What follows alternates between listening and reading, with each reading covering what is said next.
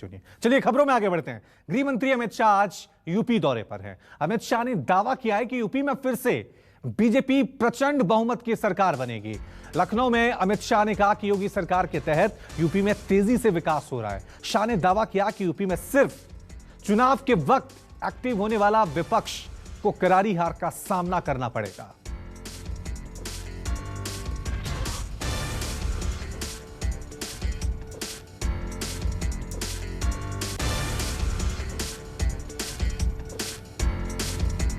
मैं यहां पर खड़ा हूं तो मैं गर्व के साथ कह सकता हूं कि योगी आदित्यनाथ और उनकी टीम ने उत्तर प्रदेश के कानून और व्यवस्था को देश में सबसे आगे ले जाने का काम किया।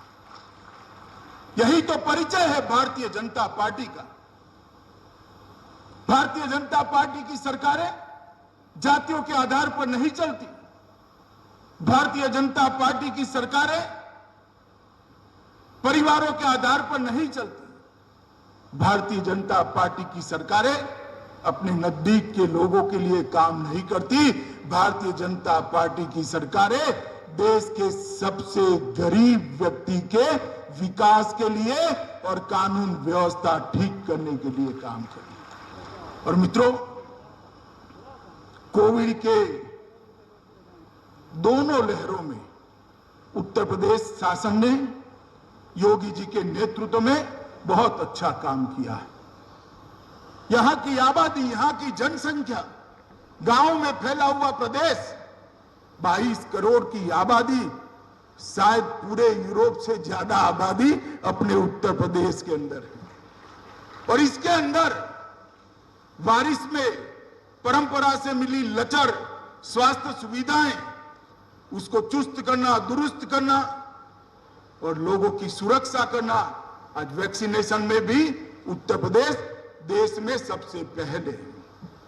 बेड बनाने भी सबसे आगे है। टेस्टिंग में सबसे आगे हैं। और उत्तर प्रदेश के नागरिकों को सुरक्षा देने में भी आज आगे है। कि उत्तर प्रदेश के अंदर मैं अखबारों को पढ़ता रहता हूं।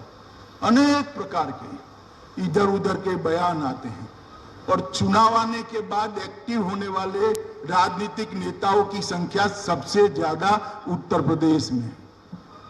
बाढ़ आती है तो दिखाई नहीं पड़ते हैं, कोरोना आता है तो दिखाई नहीं पड़ते हैं। जब किसानों का अनाज आप खरीद नहीं रहे थे, किसान भूख से मर रहा था, दिखाई नहीं पड़ते। आपको गैस देने की सूझ नहीं आई और चुनाव आते हैं तब नए कपड़े पहन कर आ जाते हैं। मित्रों, मैं सभी को कहना चाहता हूं, मैं उत्तर प्रदेश के चप्पे चप्पे में घुमा हूं। 2013 से 2019 तक उत्तर प्रदेश का मैंने दौरा किया है। मैं उत्तर प्रदेश की जनता को जानता हूं।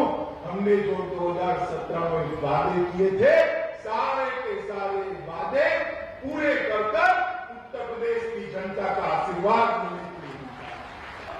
और जो सब देख रहे हैं उनको मैं कहना चाहता हूं कि भैया फिर से एक बार करारी हार का मन बना लो। यहां भारतीय जनता पार्टी की प्रचंड बहुमत से सरकार बनी। क्योंकि उत्तर प्रदेश में दंगा मुक्त उत्तर प्रदेश की कल्पना ही नहीं। उत्तर प्रदेश के युवाओं ने रोजगार की कल्पना ही नहीं की।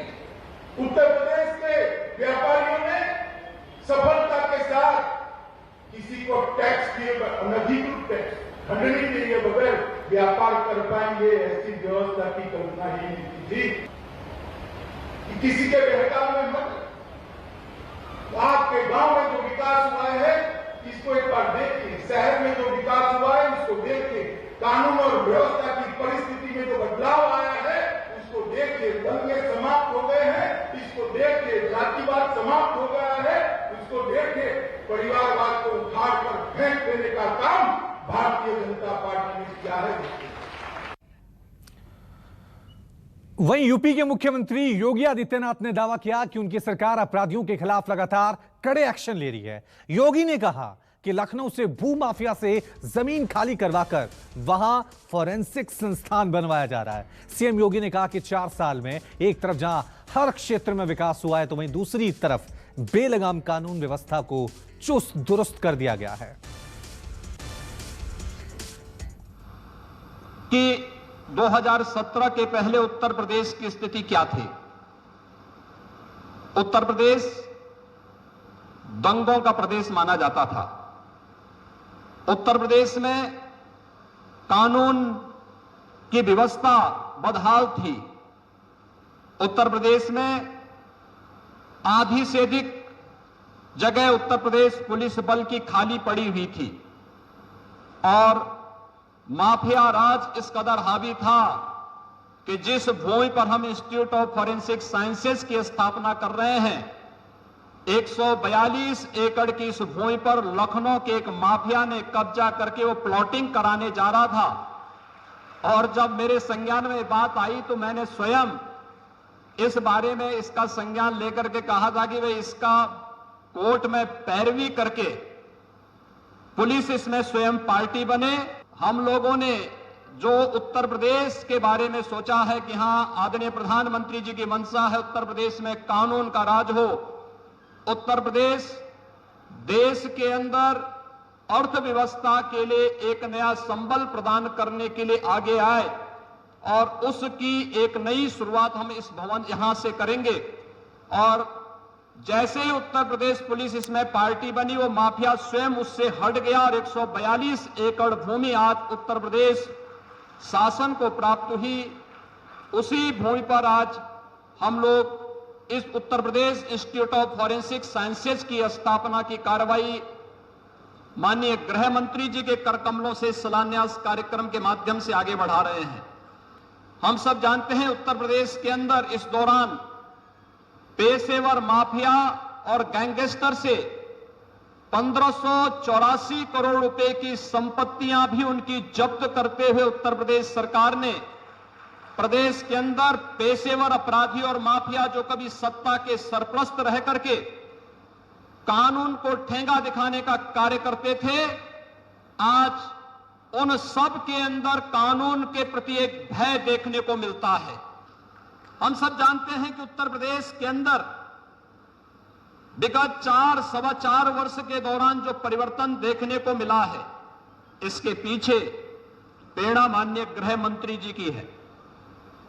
उत्तर प्रदेश में भारतीय जनता पार्टी के प्रभारी के रूप में 2014 में जब उन्होंने यहां पर कार्य प्रारंभ किया था और 2017 में जब भारतीय जनता पार्टी के राष्ट्रीय अध्यक्ष के रूप में यहां के कार्यकर्ताओं के मनोबल को बढ़ाते हुए उन्होंने अपना यशस्वी नेतृत्व प्रदान किया था।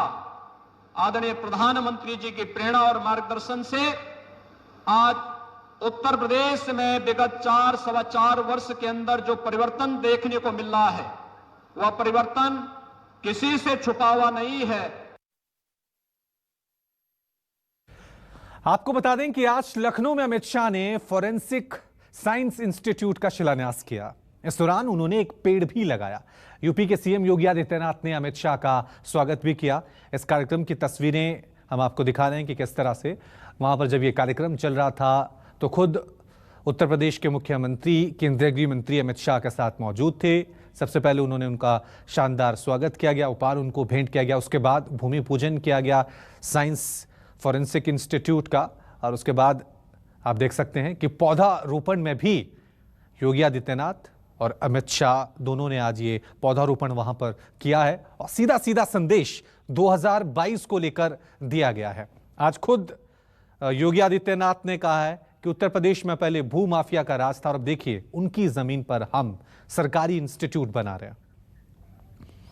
और सूत्रों के हवाले से बड़ी खबर आ रही है। खबर है कि बीजेपी आला कमान ने बाबुल सुप्रियो से बातचीत की है। बीजेपी आला कमान ने बाबुल से अपने फैसले पर फिर से विचार करने को कहा है। पार्टी आला कमान ने बाबुल सुप्रियो से कहा कि आप पार्टी में रहते हुए संगठन को और मजबूत के लिए काम कर सकते हैं। खबर है कि बाबुल सुप्रियो के साथ बीजेपी के बड़े नेताओं की बैठक हुई है और 1-2 दिन में यह बैठक हो सकती है, क्योंकि बाबुल सुप्रियो ने कल ही ऐलान किया था सोशल मीडिया के जरिए, जिसमें उन्होंने कहा था कि अलविदा राजनीति, कि मैं राजनीति से संन्यास ले रहा हूं और मैं समाज सेवा के लिए राजनीति में आया था और मुझे समाज सेवा की राजनीति की जरूरत नहीं है। लेकिन अब ये बड़ी खबर, चलिए इस खबर पे और ज्यादा जानकारी के लिए सीधा रुक करते हैं हमारे संवाददाता कुमार गौरव का। कुमार गौरव, क्या यू टर्न दोबारा हो सकता है बाबुल सुप्रियो का? ये जो खबर सामने आ रही है, बीजेपी के तमाम बड़े नेता, आला कमान खुद उनसे बातचीत कर रहे हैं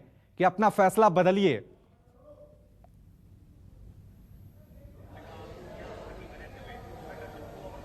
देखिए, बिल्कुल बीजेपी की तरफ से कोशिश यही है कि बाबुल को मना लिया जाए। कल रात को बीजेपी अध्यक्ष जेपी नड्डा से उनकी मुलाकात हुई है और उनसे कहा गया है कि आप अपने फैसले पर पुनर्विचार कीजिए।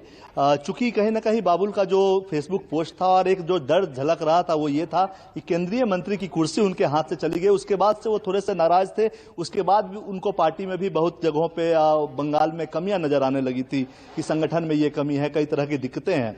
तो ये सारी समस्याओं को देखते हुए और पार्टी को ऐसा लगता है, बीजेपी को ऐसा लगता है कि चूंकि 2014 से पहले वो राजनीति में नहीं थे, बीजेपी के में ही वो पहली बार आए थे और 2014 और 19 दोनों आसनसोल से दोनों चुनाव में वो जीते और अच्छे मार्जिन से जीत दर्ज की। हालांकि टॉलीगंज से उन्हें विधानसभा चुनाव में लड़ाया गया था, काफी टफ सीट थी, वहां से वो हार गए। उसके बाद कम से कम बाबुल को ये उम्मीद नहीं थी कि केंद्रीय मंत्री की कुर्सी उनके हाथ से चली जाएगी, लेकिन वैसा हुआ। जो अभी कैबिनेट रिसफल हुआ उसमें बाबुल सुप्रियो की कुर्सी चली गई और कहीं ना कहीं इन सारी पुरानी नाराजगियां और ये सारी नाराजगियां मिलकर एक विस्फोटक रूप ले लिया और उन्होंने राजनीति को अलविदा कहने का फैसला किया। लेकिन कल रात उनकी बैठक हुई है, उनसे कहा गया है कि आप विचार कीजिए, संगठन में भी काम करते हैं लोग, पार्टी में रहते हुए संगठन को मजबूत करने का काम कीजिए और ये अंत नहीं होता। चूंकि राजनीति में अभी आपसे कुर्सी ली गई है, आगे कुछ बड़ा भी आपको मिल सकता है। तो ये सारी बातें हुई है और उसके बाद 1-2 दिन का बाबुल सुप्रियो को वक्त दिया गया है। 1-2 दिन के बाद फिर राष्ट्रीय अध्यक्ष नड्डा जी के साथ, जेपी नड्डा के साथ उनकी बैठक होगी और कहीं ना कहीं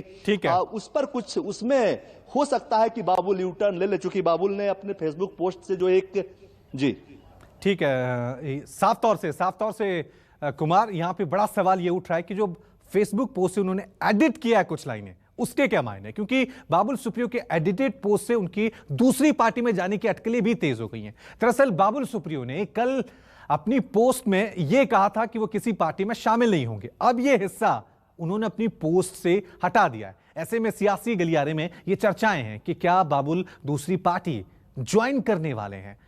2 पोस्ट हम आपको दिखा रहे हैं, एक जो कल उन्होंने पोस्ट की थी और दूसरी जो उन्होंने अब एडिट की है, जिसमें उन्होंने ये हिस्सा हटा दिया है कि वो दूसरी पार्टी में नहीं जाएंगे।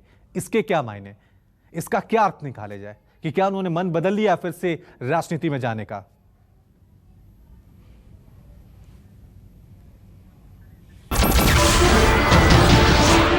नमस्कार, मैं हूं मानक गुप्ता। अगर आपको हमारा ये वीडियो पसंद आया हो तो इसे लाइक और शेयर जरूर करें और हां, हमें सब्सक्राइब और फॉलो करना ना भूलें ताकि आप देश और दुनिया की कोई खबर मिस ना करें। तो जुड़े रहिए हमारे साथ और देखते रहिए न्यूज़ 24।